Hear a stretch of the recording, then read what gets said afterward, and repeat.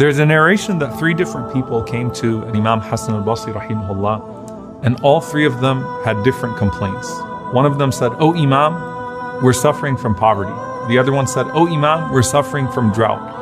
The other one said, "Oh Imam, we're trying to have children." And to all 3 of those people, Imam Hassan al-Basri rahimahullah said, "Say Astaghfirullah, say Astaghfirullah, say Astaghfirullah. Say I seek forgiveness from Allah subhanahu wa ta'ala." And when his students asked him, "Why is it that you said to all 3 people, say Astaghfirullah?" He said, because if you look at the Qur'an, Allah Azza wa Jal says about Nuh alayhi salam, فَقُلْتُ اسْتَغْفِرُوا رَبَّكُمْ إِنَّهُ كَانَ غَفَّارًا. I said to them, seek your Lord's forgiveness, for indeed He is truly most forgiving. يُرْسِلِ السَّمَاءَ عَلَيْكُمْ مِدْرَارًا. If you do that, He will shower you with abundant rain. وَيُمْدِدُكُمْ بِأَمْوَالٍ وَبَنِينَ. He will supply you with wealth and with children. وَيَجْعَلْ لَكُمْ جَنَّاتٍ وَيَجْعَلْ لَكُمْ أَنْهَارًا. And He will give you gardens as well as rivers. And so istighfar, seeking Allah's forgiveness, collectively is the key to all goodness in this life. But more than anything that we ask Allah subhanahu wa ta'ala for of this world, it's also our path back to paradise.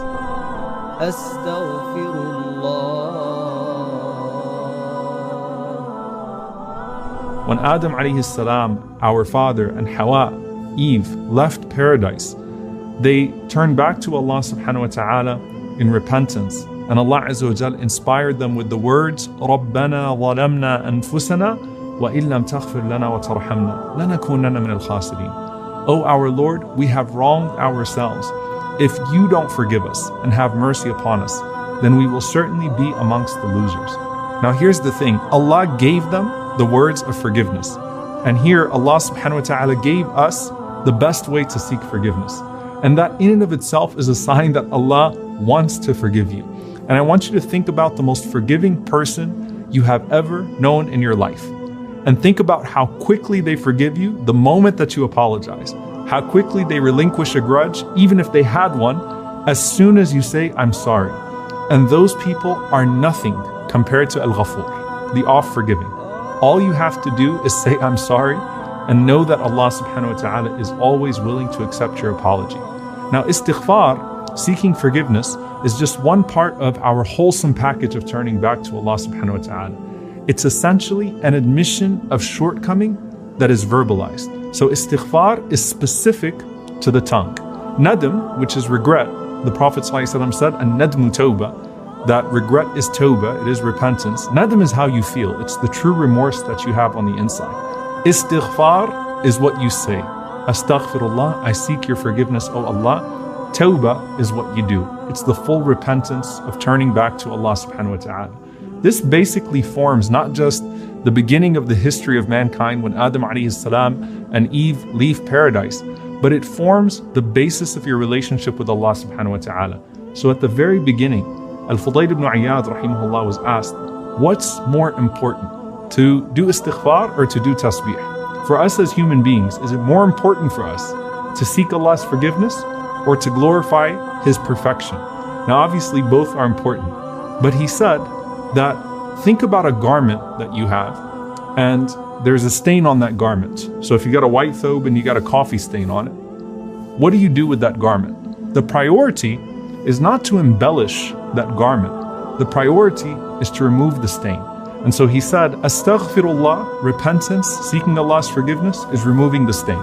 All the other forms of dhikr are embellishing the garment. And so they're both important, but you have to get back to your origin and remove the stain on your heart and then turn back to Allah subhanahu wa ta'ala. And the Prophet ﷺ was so comprehensive. In one authentic hadith, when someone would embrace Islam, the first thing the Prophet ﷺ would teach him is salah. And then the Prophet ﷺ would teach him the following dua. Allahumma ghfirli warhamni wahdini wa'afini warzuqni. So it's such a comprehensive dua. It's a simple sentence. Oh Allah, forgive me and have mercy on me and guide me and give me good health and provide for me. So the Prophet ﷺ said, this is a dua that you should say to keep yourself busy with in the very beginning of your Islam with Allah subhanahu wa ta'ala. But you never get past seeking Allah's forgiveness. There's always going to be a reason for seeking Allah's forgiveness. And that's not just because you are going to keep sinning. It's because you're never going to do good enough to meet what Allah subhanahu wa ta'ala has done for you. And that's the istighfar of the Prophet sallallahu alaihi wasallam himself. The istighfar of feeling naqs, of feeling deficiency. Now think about it in the capacity of everything that we've spoken about. You know how perfect Allah is. You've praised Allah for all of His blessings upon you, and you know that no matter what you do in return, you're never going to do quite enough. And so you always feel a sense of regret.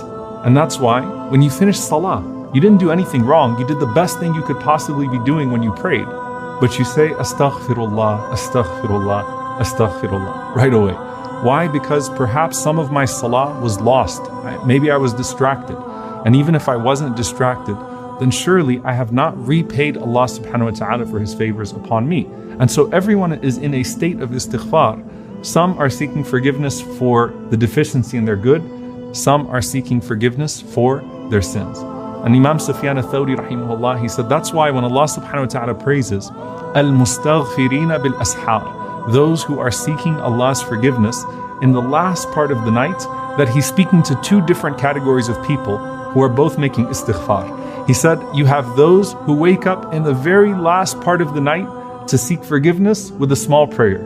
And then you have the friends of Allah subhanahu wa ta'ala who have already prayed a portion of the night and they're seeking forgiveness at the end of their worship. They're both praiseworthy, but he says their istighfar is not the same. You have the istighfar of the lovers and you have the istighfar of the sinners. And the Prophet ﷺ, of course, is the most beloved to Allah subhanahu wa ta'ala. And after a long night of prayer, he would still seek Allah's forgiveness. And he said, sallallahu alaihi wasallam, that, O people, I seek Allah's forgiveness at least 100 times a day. And Imam al-Nawawi rahimahullah, he said that's the minimum from the Prophet sallallahu alaihi wasallam. You can find the Prophet sallallahu alaihi wasallam in a single gathering seeking Allah's forgiveness more than 100 times. But he's saying that I seek Allah's forgiveness at least 100 times a day. What does that mean for the followers of Muhammad sallallahu alaihi wasallam? And it wasn't just with one word or one phrase. You see, Astaghfirullah. You see, Astaghfirullah wa atubu ilayh. I seek Allah's forgiveness and I repent to Him. You see, Rabbi ighfirli, my Lord forgive me. Or what Abdullah ibn Umar radiallahu anhuma heard the Prophet ﷺ saying throughout a gathering, Rabbi ighfirli wa tub alayya, innaka anta tawwabur rahim. My Lord, forgive me and have mercy upon me. You are the acceptor of repentance. You are the most merciful. And the Prophet ﷺ said that whoever says, Astaghfirullah al-azim, alladhi la ilaha illahu, al-hayyul qayyum wa atubu ilayh. I seek the forgiveness of Allah, the Most Mighty, whom there is none worthy of worship except Him, the ever-living, the ever-eternal, and I repent to Him. The Prophet ﷺ said, whoever says this form of istighfar, Allah will forgive him even if he had deserted the ranks of the Muslims' army. And that is, of course, one of the most severe sins, to flee the battlefield. And the Prophet ﷺ is saying that to repent to Allah wholesomely in this way forgives you even for that. He said, sallallahu alaihi wasallam, even when you sit together, he said when people sit and they speak in a gathering and they end that gathering by saying, Subhanakallahumma wa bihamdik, ashhadu an la ilaha illa ant, astaghfiruka wa atubu ilayk. Glory is to you, O Allah, and all praise is to you. We bear witness that there is no God worthy of worship but you, and we seek your forgiveness and we repent to you. The Prophet ﷺ said, غُفِرَ لَهُ مَا كَانَ فِي مَجْلِسِهِ ذَاكَ, that anything that was said in that gathering will be forgiven bi'idhnillahi ta'ala. And he said the best form of istighfar, the best form of seeking forgiveness, it's called Sayyidul Istighfar, the master of seeking forgiveness. If you say it in the evening and you die, or you say it in the morning and you die, the Prophet ﷺ said, you are certainly from the people of Jannah. Allahumma anta rabbi, la ilaha illa ant, khalaqtani wa ana abduk, wa ana ala ahdika wa wa'dika ma istata'tu, a'udhu bika min sharri ma sana'tu, abu'u laka bi ni'matika alayya, wa abu'u laka bi dhanbi, faghfir li, fa innahu la yaghfiru dhunuba illa ant. O Allah, you are my Lord. There is no God but you. You created me and I am your slave. And I am abiding by your promise and your covenant to the greatest extent possible. I admit to you your blessings upon me, and I admit to you my shortcomings, so forgive me, because no one forgives sins except